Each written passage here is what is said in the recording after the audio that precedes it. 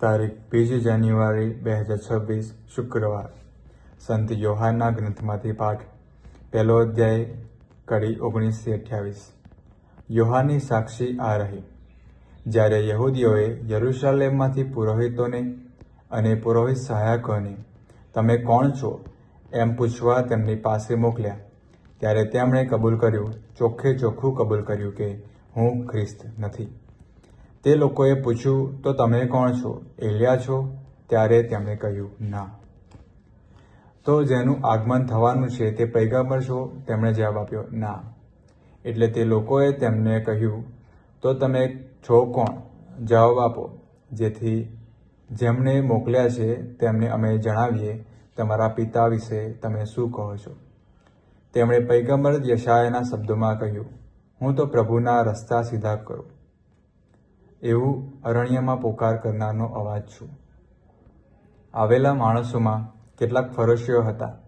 તેમણે યોહાનને પૂછ્યું, જો તમે ખ્રિસ્ત પણ નથી, એલિયા પણ નથી, તેમ પૈગંબર પણ નથી, તો પછી તમે સ્નાન સંસ્કાર કેમ કરાવો છો?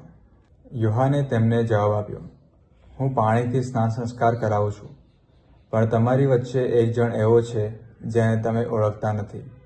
તે મારી પાછળ આવનાર છે, અને હું તો તેના પગરખાંની વાદળી છોડવાની પણ લાયક નથી। યરદનની સામે પર આવેલા બેથનિયામાં યોહાન સ્નાન સંસ્કાર કરાવતા હતા, ત્યાં આ બન્યું। આ પ્રભુની વાણી છે, તે આપણો આધાર છે। ચાલો જોનની ગોસ્પેલમાં આપેલા એક જોરદાર સંદેશ પર નજર કરીએ। આપણી દુનિયામાં આ એક સવાલ સતત પૂછાતો રહે છે।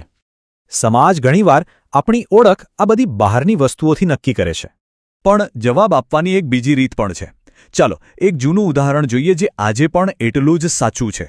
જ્યારે લોકોએ જોન બેપ્ટિસ્ટને સવાલ કર્યા, ત્યારે તેઓએ તેમને મોટા મોટા ખિતાબ આપવાનો પ્રયત્ન કર્યો, પણ તેમનો જવાબ જુઓ, કેટલો સરળ, શક્તિશાળી અને ઊંડા આત્મજ્ઞાનથી ભરેલો હતો। તેઓ બરાબર જાણતા હતા કે તેઓ કોણ છે, અને એટલું જ મહત્વનું કે તેઓ કોણ નથી। તેમની ઓળખ કોઈ પદવી નહોતી, પણ એક મિશન હતું, અને આ જ સૌથી મહત્વની વાત છે। જોનનું કામ હતું ઈસુ તરફ ઇશારો કરવાનું, જે ત્યાં જ હાજર હતા, પણ કોઈ તેમને ઓળખતું ન હતું। ત્યારે જેમ આજે પણ ખ્રિસ્ત આપણા જીવનમાં હાજર છે, પણ ઘણીવાર આપણે એમને જોઈ શકતા નથી, અને આ વાત તેમના દૃષ્ટિકોણમાં રહેલા મૂળભૂત તફાવતને ખૂબ સારી રીતે સમજાવે છે। જોનની આ નમ્રતા કદાચ કોઈને નબળે લાગે, પણ હકીકતમાં એ જ એમની અપાર શક્તિનો સ્ત્રોત હતી। હવે રસપ્રદ વાત એ છે કે અહીં નમ્રતાનો અર્થ જ બદલાઈ જાય છે। આદર કે નમ્રતા આપણા કરતાં મોટી શક્તિને કામ કરવા માટેની જગ્યા બનાવે છે।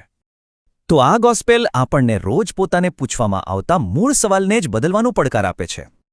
આ 3 સિદ્ધાંતોને અપનાવવાથી આપણું જીવન એક મોટા હેતુની સેવા કરવાનું શરૂ કરે છે।